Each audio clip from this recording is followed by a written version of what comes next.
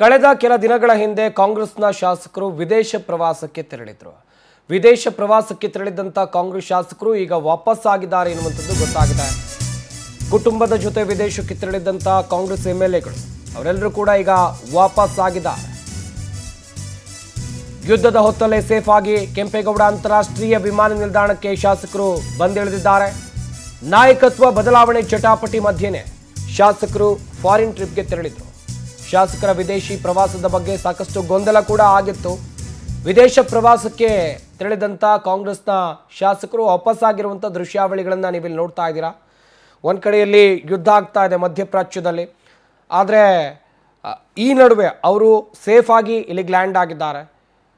Australia ಪ್ರವಾಸಕ್ಕೆ ತೆರಳಿದಂಥ ಸಂದರ್ಭದಲ್ಲಿ ಇದೊಂದು ಅಧ್ಯಯನ ಪ್ರವಾಸ ಅಂತ ಹೇಳಲಾಗ್ತಾ ಇತ್ತು. ಆದರೆ ಕುಟುಂಬದ ಜೊತೆ ಕಾಂಗ್ರೆಸ್ನ ಎಂಎಲ್ಎಗಳು ಹೋಗಿದ್ರು, ಸಾಕಷ್ಟು ಎಂಎಲ್ಎಗಳು ಹೋಗಿದ್ರು. ರಾಜ್ಯ ರಾಜಕೀಯದಲ್ಲಿ ನಾಯಕತ್ವ ಜಟಾಪಟಿಯ ಗುದ್ದಾಟ ಜೋರಾದಂಥ ಸಂದರ್ಭದಲ್ಲೇ ಶಾಸಕರು ಯಾಕೆ ಫಾರಿನ್ ಟ್ರಿಪ್ ಹೋಗಬೇಕು ಅಂತೇಳಿ ಒಂದಷ್ಟು ಪ್ರಶ್ನೆಗಳು ಕೂಡ ಎದ್ದಿತ್ತು.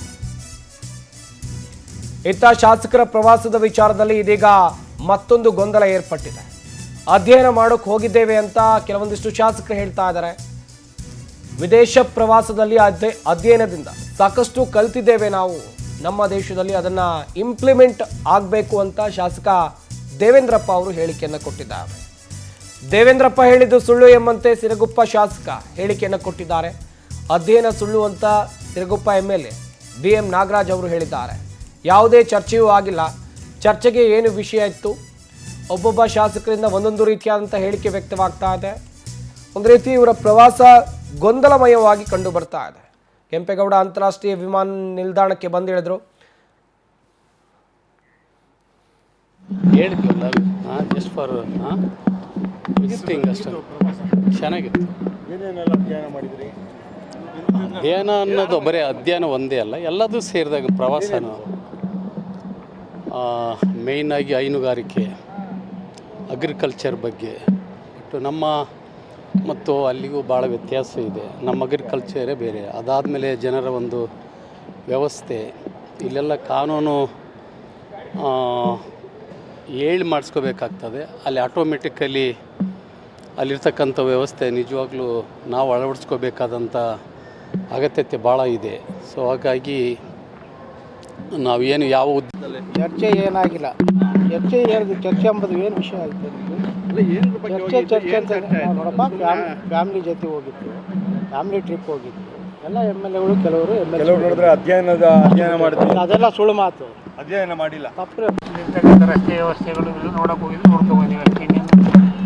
ಏನೇನು ಪಾಯಿಂಟ್ ಔಟ್ ನೋಟ್ ಡೌನ್ ಬೆಳಗ್ಗೆ ಹೇಳ್ತೀನಿ.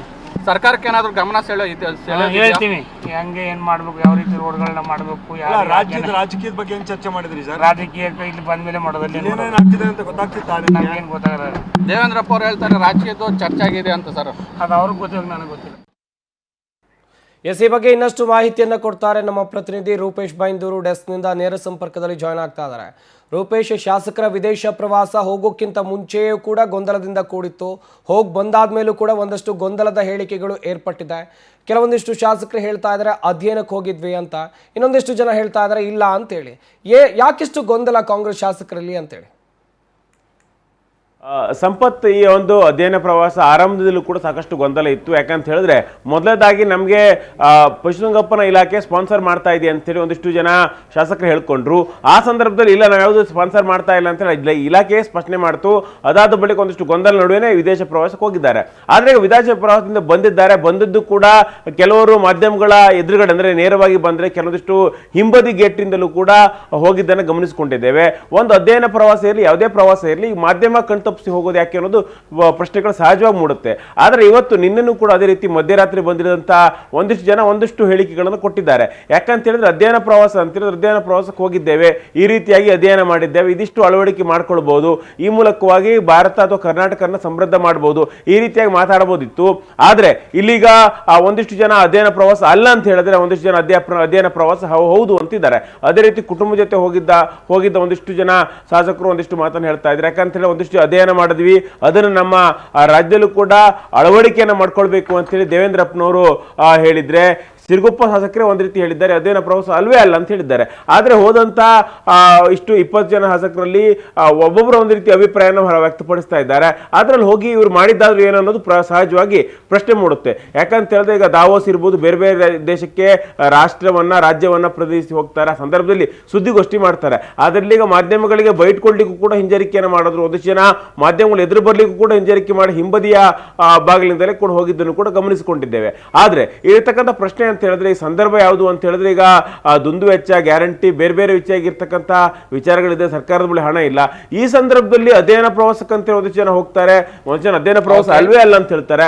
ಅದ್ರ ಏನ್ ಲಾಭ ಅನ್ನೋದು ಬಹುತೇಕ ಸಮಸ್ಯೆಗಳು ಏನಂತೆ ಬರ್ತಾ ಇದೆ. ಹೀಗಾಗಿ ಇವರು ಕೂಡ ಒಂದು ಪ್ರವಾಸ ಆಗಿ ಇಲ್ಲಿವರೆಗೂ ಕೂಡ ಯಾವ ಪ್ರವಾಸ, ಅಧ್ಯಯನ ಪ್ರವಾಸನ, ಖಾಸಗಿ ಪ್ರವಾಸನ, ಇನ್ನೂ ಕೂಡ ಗೊಂದಲ ಇದೆ. ಹೀಗಾಗಿ ಸರ್ಕಾರ ಎಷ್ಟು ಮಟ್ಟಿಗೆ ಪರಿಣಾಮಕಾರಿ ಆಗಿದೆ ಅನ್ನೋದನ್ನ ಇಲ್ಲಿ ಗಮನಿಸಿಕೊಳ್ಬಹುದು ನಾವು. ಸಂಪತ್, ಥ್ಯಾಂಕ್ ಯು ರೂಪೇಶ್, ತಮ್ಮ ಡೀಟೇಲ್ಸ್ಗಾಗಿ.